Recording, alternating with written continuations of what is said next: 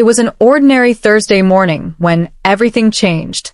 The air was still, and the sunlight fell softly through my bedroom curtains, hinting at another slow day in our quiet suburban neighborhood. I was in the kitchen, halfway through my first cup of coffee, when I heard a knock at the door. It wasn't hurried or forceful, but it carried a strange rhythm that felt almost calculated.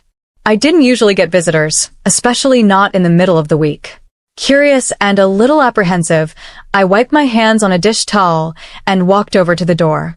Through the peephole, I saw her, Mrs. Valentina Myers, the quiet woman who had moved into the house next door only a few months earlier. She was always polite when we passed each other, but we'd never had a real conversation. She wore a pale blue cardigan and held a small leather-bound book against her chest. I hesitated for a second, then opened the door. "Good morning," I greeted her, unsure what to expect. "I'm sorry to bother you," she said softly, her voice almost trembling, "but I need someone to talk to. Can I come in?" Something about her eyes struck me. They were watery, but not from sadness alone. It was something deeper, something like fear. I nodded and stepped aside. She took a seat at my kitchen table while I poured her some coffee. For a moment, we sat in silence, the air between us thick with unspoken words. Finally, she looked up and said, "You're probably wondering why I came. I found something in my house, and I don't know what it means." "What did you find?" I asked gently. She placed the leather-bound book on the table and opened it to a page marked with a ribbon. It was filled with hand-drawn maps, symbols, and strange notations. At the top of the page, scribbled in frantic handwriting, were the words, "They are watching me from the walls." I stared at the page, unsure if this was a joke, a cry for help, or something more serious. "Who's watching you?" I asked. "My husband used to write in this journal," she said, her voice barely above a whisper. "Before he disappeared 6 months ago. Everyone thinks he ran away, but I don't believe that.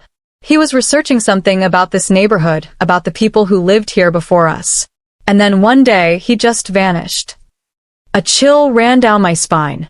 I remembered reading something in the local newspaper about a missing man from our street, but I never connected it to her. "Have you gone to the police?" I asked. "I did," she said. "They told me there was no evidence of foul play. They searched the house, the woods nearby, his office, nothing. But I know he didn't leave me. Not voluntarily." I glanced back at the open page in the journal. The symbols reminded me of something I had seen once in an old book of folklore, protective sigils, ancient markings said to ward off evil. I suddenly felt an overwhelming sense of unease. "Valentina," I said, "is there something in your house that made you come here today?" She nodded. "This morning, I found a new entry in the journal. A page that wasn't there before. And it was written in my husband's handwriting." She pulled out another folded page and handed it to me. My heart skipped as I read it. "Don't trust the silence. Don't believe the light. It's under the floorboards. And it knows your name, Anna." I dropped the paper. "My name," I whispered. She nodded. "That's why I came here. I didn't know what else to do." I felt the blood drain from my face. I had never met her husband. I had never told her my name. That night, I couldn't sleep. I kept replaying the words in the letter over and over. "It knows your name." How could that be? I locked all my doors, drew the curtains tight, and left the hallway lights on. I even turned off the TV because the static made me nervous. Something about that journal, about Valentina's story, had burrowed into my mind like a splinter. At around 2 a.m., I heard the knock again. 3 slow taps. Not on the front door. On my bedroom wall. Frozen in place, I sat up and listened. Silence. Then again 3 knocks. I grabbed my phone and dialed Valentina's number. No answer. I rushed to her house, barefoot and in my robe, my heart pounding so hard I could feel it in my throat.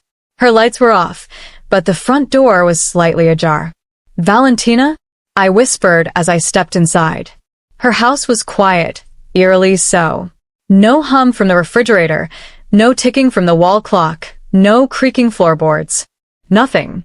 I made my way to the living room, where the journal sat open on the coffee table. The same page from earlier, but something new had been added at the bottom in dark ink. You shouldn't have come here. Now it knows where you live. I turned around and screamed. Valentina stood behind me, her face pale, eyes wide. I didn't write that, she said. What the hell is going on? I cried. She grabbed my hand and pulled me upstairs. I want to show you what he found.